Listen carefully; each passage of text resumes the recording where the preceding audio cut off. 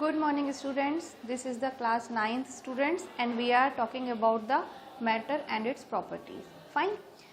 कल हमने पढ़ा था कि मैटर क्या होता है, उसके अंदर जो पार्टिकल्स होते हैं उसकी प्रॉपर्टीज हमने पढ़ी थी. There were 5 basic properties. ठीक है, इतना याद है आपको? हम एक रिवीजन ले लेते हैं. हमने पढ़ लिया कि केमिस्ट्री क्या होती है, who was the father of chemistry, chemistry word originate कहाँ से हुआ था. उसके बाद हम मैटर की बात कर रहे थे. तो मैटर एक्चुअली कोई भी substance, but in chemistry language we will call it matter and not substance.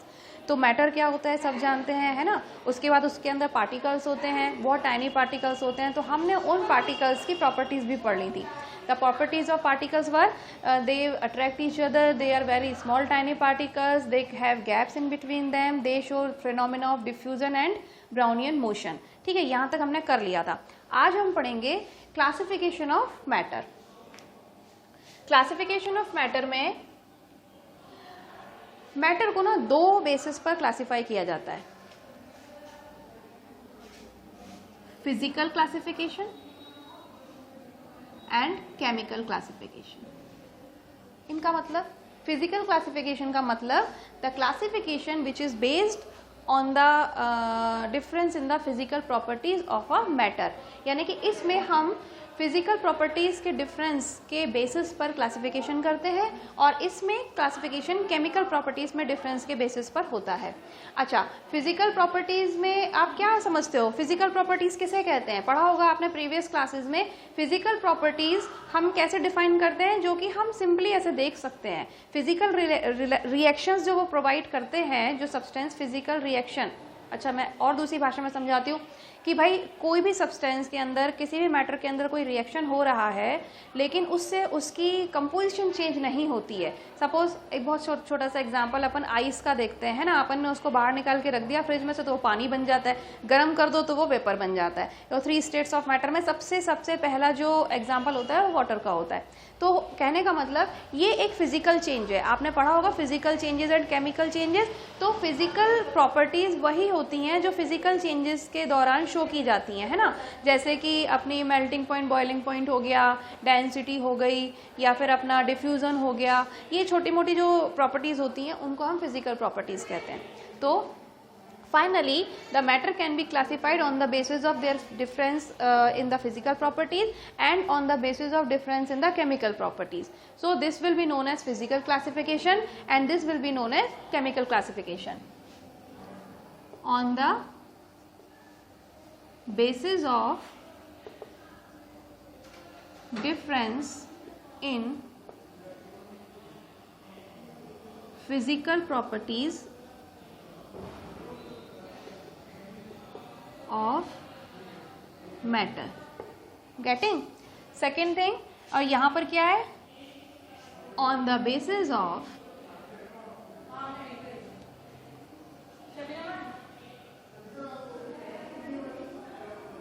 difference in chemical properties of matter. Getting? Although I will provide you the notes. तो जब आप पढ़ने बैठो तो सबसे पहले बुक खोलो, नोट्स खोलो और उसके बाद मेरी बात सुनो ध्यान से, तब आपको अच्छे से समझ आ जाएगा. तो जो मैं यहाँ पे लिख रही हूँ वो आपको नोट्स में प्रोवाइड किया जाएगा. अच्छा, अब इस बेसिस पर, फिजिकल बेसिस पर क्या होता है ना, अभी तक आपने पढ़ा है कि 3 तरीके के जनरल स्टेट्स ऑफ मैटर पढ़ी हैं, solid, liquid and gas. But यहाँ पे हम देखेंगे कि अभी तक एक्चुअली 5 स्टेट ऑफ मैटर को तो साइंटिस्ट डिफाइन कर चुके हैं. It is solid, liquid, gas, fourth one is plasma और ये होता है बोस आइंस्टाइन कंडेंसेट, BEC. ठीक है, कल भी शायद मैंने इसके बारे में आपको पढ़ाया था. अच्छा, अब हम इसको एक एक करके थोड़ा सा डिफाइन कर लेते हैं. तो सबसे पहले अपन चलते हैं फिजिकल क्लासिफिकेशन पे.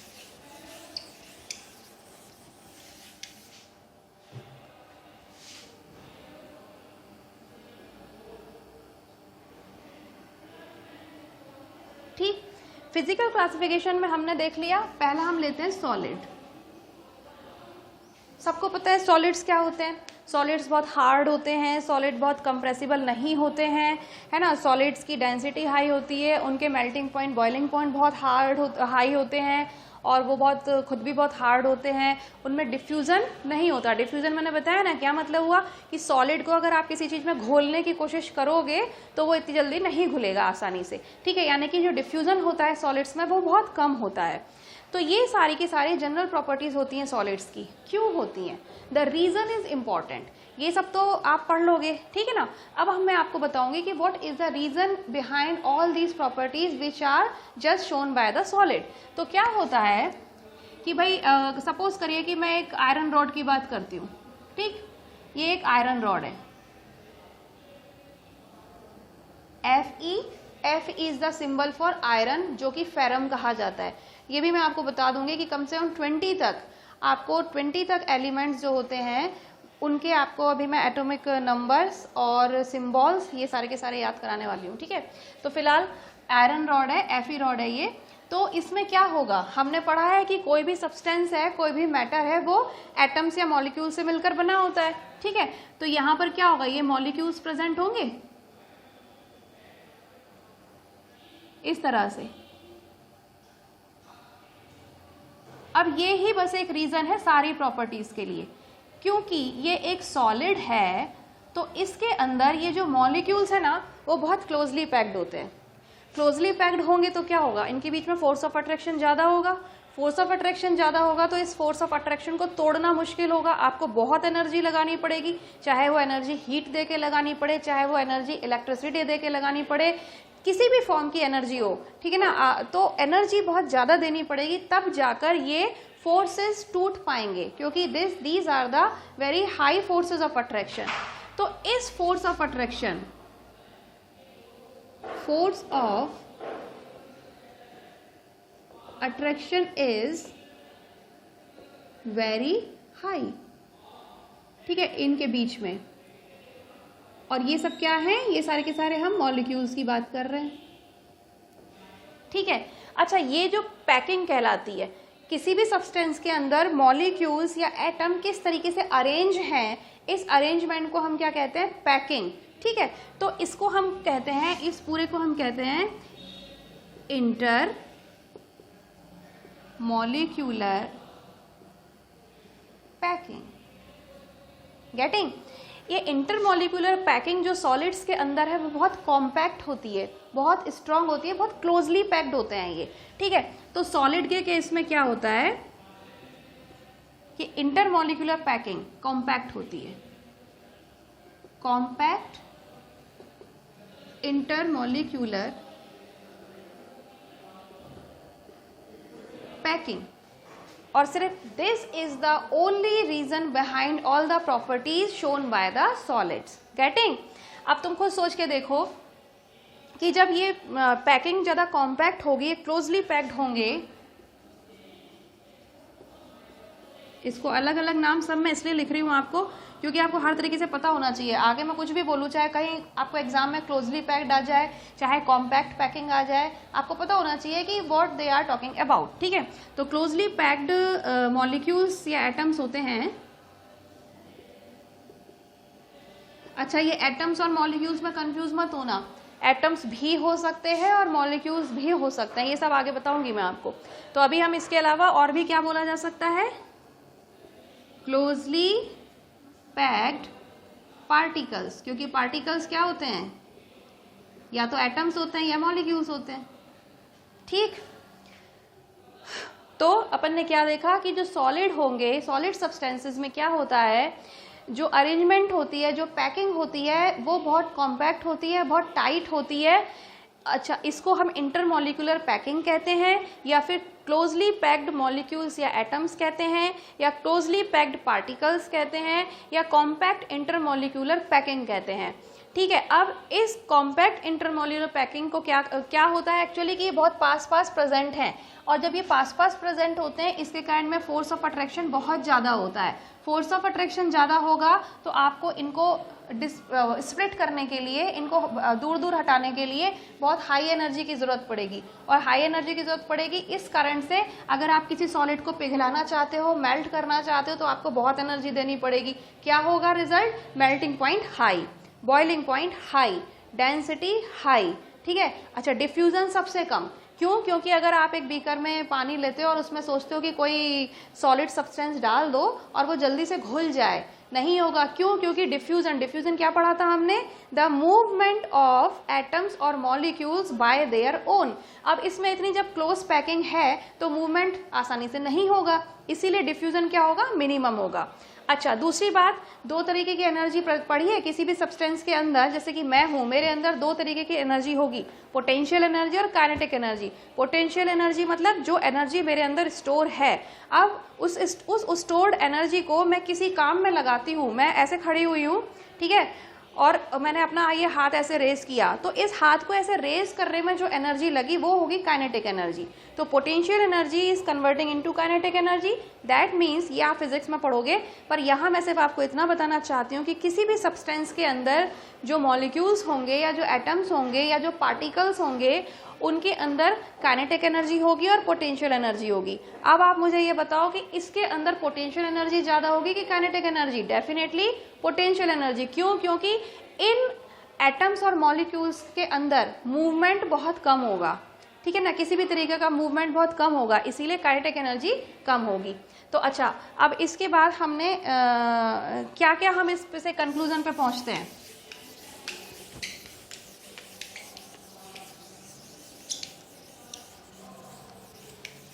इस पे हमने क्या कंक्लूड किया कि जो सॉलिड होगा उसमें फोर्स ऑफ अट्रैक्शन हाई, ठीक है, काइनेटिक एनर्जी हाई, इधर लिखते first. Second, force of attraction high, kinetic energy less, ठीक है। Third, potential energy high. Fourth, density plus melting point, boiling point, सबके सब कैसे दिखाए जाएंगे? हाई। ये हार्ड होंगे, कॉम्पैक्ट होंगे। कंप्रेसिबिलिटी कैसी होगी? कंप्रेसिबिलिटी मतलब इनको कितना दबाया जा सकता है, BILITY। कैसी होगी कंप्रेसिबिलिटी? बहुत कम, क्योंकि ये ठोस है, इसको आप दबा नहीं सकते। किसी ठोस चीज को प्रेशर देना, कंप्रेस करना, इट इज नॉट पॉसिबल। मतलब it is not a easy task. Possible तो नहीं कह सकते, but it is not easy task. तो ये सब हमने पढ़ लिया सॉलिड के बारे में। सॉलिड सब्सटेंस आर दो substances in which the intermolecular packing of particles is very compact, and this compact intermolecular packing of a solid makes it hard, makes it very uncompressible, and make it very compact. The density, melting point, boiling point of solid is always, मतलब generally they are very high, potential energy high, kinetic energy less, force of attraction high. So this is all about the solid. Solid substance की जो कोई भी substance जो solid state होती है उसकी सारी प्रॉपर्टीज आपको समझ आ गई। रीजन एक है, प्रॉपर्टीज इतनी सारी है। तो this is all about the solid. अब हम आते हैं लिक्विड स्टेट पर, ठीक है।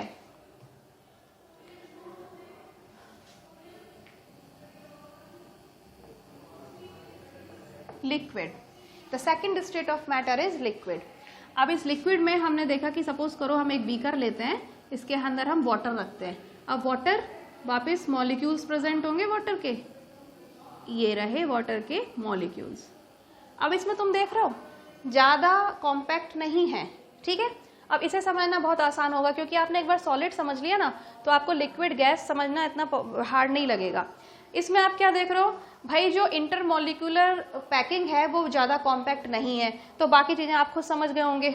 अब ये इतने हार्ड नहीं होंगे, डेफिनेटली इनकी डेंसिटीज भी थोड़ी कम होंगी सॉलिड्स के कंपैरिजन में, इनके मेल्टिंग पॉइंट, बॉइलिंग पॉइंट भी सॉलिड के कंपैरिजन में कम होंगे।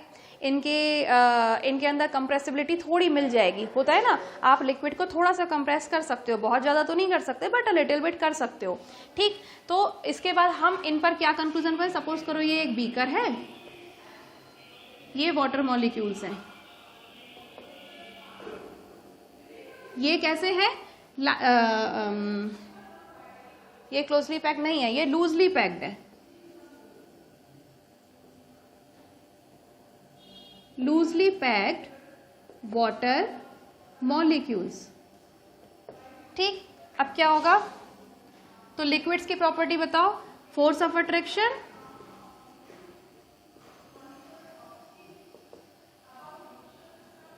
कम होगा, बहुत कम तो नहीं पर सॉलिड्स की तुलना में कम होगा। सेकंड, काइनेटिक एनर्जी थोड़ी सी ज़्यादा होगी,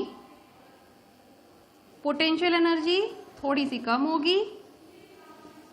फोर्थ आता है अपना डिफ्यूजन, होता है कि नहीं होता है सॉलिड लिक्विड्स में, होता है। अगर आप इसके अंदर पानी के अंदर कोई इंक मिला देते हो, कल ही मैंने आपको एग्जांपल बताया था, तो क्या होता है, वो धीरे धीरे बैठ के अपने आप ही घुल जाता है, आपको स्टर करने की भी जरूरत नहीं होती, तो डिफ्यूजन शो करता है, मतलब थोड़ा सा हाई होता है। फिफ्थ होगा अपना और क्या होता है भाई, density, melting point, boiling point थोड़ी सी कम होंगी कंपैरेटिवली सॉलिड्स की तुलना में, है ना। और लास्ट होता है सॉल्युबिलिटी, सॉल्युबिलिटी कैसी होगी, हाई होगी, क्योंकि ये आराम से घुल जाएगा। कुल मिला के बात ये कि आपसे सॉलिड और लिक्विड की या गैस की कोई भी प्रॉपर्टी पूछी जाती है तो आपको सबसे पहले दिमाग में लाना है कि उसका इंटरमॉलिक्यूलर स्ट्रक्चर कैसा है।